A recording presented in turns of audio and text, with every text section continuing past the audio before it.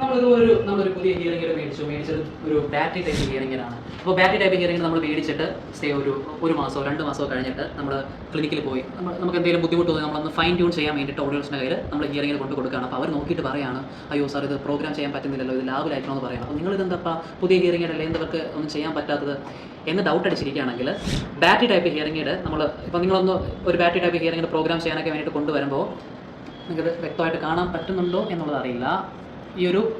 ഇതിൻ്റെ അകത്തായിട്ടൊരു ഗോൾഡ് കളറിൽ 3 ഡോട്ടുകൾ കാണാൻ പറ്റുന്നില്ലേ? അപ്പോൾ ഓരോ ടൈപ്പ് ഹിയറിംഗ് എയ്ഡിലും അത് ഓരോ രീതിയിലായിരിക്കും. ഓക്കെ, അപ്പോൾ ബാറ്ററി ടൈപ്പ് ഹിയറിംഗ് എയ്ഡിൽ നമുക്കിവിടെ ഈ ഹിയറിംഗ് എയ്ഡും നമ്മുടെ ആ ഒരു സോഫ്റ്റ്വെയർ ആയിട്ടൊക്കെ കണക്ട് ചെയ്യാൻ വേണ്ടിയിട്ട് ഒരു സാധനങ്ങൾ കാണാം, അഡാപ്റ്റേഴ്സ് കാണാം. അപ്പോൾ ഈ ഒരു അഡാപ്റ്റേഴ്സ് കറക്റ്റ് ആ ഒരു സാധനത്തിലൊക്കെ കറക്റ്റായിട്ട് കോൺടാക്റ്റിൽ വരുമ്പോഴാണ് നമുക്ക് ഹിയറിംഗ് എയ്ഡുകൾ റീഡ് ചെയ്യാൻ പറ്റുന്നത്. ഓക്കെ, അപ്പോൾ നിങ്ങളത് റിഫ്യൂസ് ചെയ്ത് വിയർപ്പ് അല്ലെങ്കിൽ വെള്ളമൊക്കെ ആയിട്ട് അകത്തോട്ട് തട്ടി അത് തുരുമ്പ് പിടിക്കുക അല്ലെങ്കിൽ ചെറുതായിട്ട് ക്ലാവ് പിടിക്കാനൊക്കെ പറയുക, അതുപോലെയൊക്കെ എന്തെങ്കിലുമൊക്കെ അതിൻ്റെ പുറത്ത് ഇത് കവറായിട്ട് ഇരിക്കുകയാണെങ്കിൽ നമുക്കത് ഹിയറിംഗ് എയ്ഡ് കണക്ട് ചെയ്യാൻ പറ്റില്ല.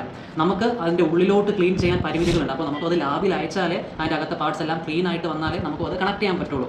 അപ്പോൾ അതുകൊണ്ടാണ് ഞാൻ പറയുന്നത് ഹിയറിംഗ് എയ്ഡ് കറക്റ്റായിട്ട് ഓരോ വീക്കിലും അത് കറക്റ്റായിട്ട് തുടച്ച് വൃത്തിയായിട്ട് സൂക്ഷിക്കുക എന്നുള്ളത്. പുറമേ മാത്രമല്ല, ഇതുപോലത്തെ ഈ ഒരു ഏരിയയിലൊക്കെ നമുക്ക് പറ്റുന്ന രീതിയിൽ ബ്രഷും കാര്യങ്ങളൊക്കെ ഇട്ട് ക്ലീൻ ആക്കുക. ഇതിൻ്റെ ഈ ഒരു പാർട്ടൊക്കെ ക്ലീൻ ആയിട്ടിരുന്നാലേ നിങ്ങൾ എന്തെങ്കിലുമൊക്കെ ആയിട്ട് ആവശ്യത്തിന് വേണ്ടിയിട്ട് ഫൈൻ ട്യൂണൊക്കെ ചെയ്യാൻ വേണ്ടി വരുമ്പോൾ നമുക്കും അത് കമ്പ്യൂട്ടറിൽ കണക്ട് ചെയ്ത് നിങ്ങൾക്ക് വേണ്ടി ശബ്ദങ്ങൾ കൂട്ടാനും കുറയ്ക്കാനും ഓരോ ഫ്രീക്വൻസീസൊക്കെ അഡ്ജസ്റ്റ് ചെയ്യാനൊക്കെ പറ്റുള്ളൂ. Okay, so yes.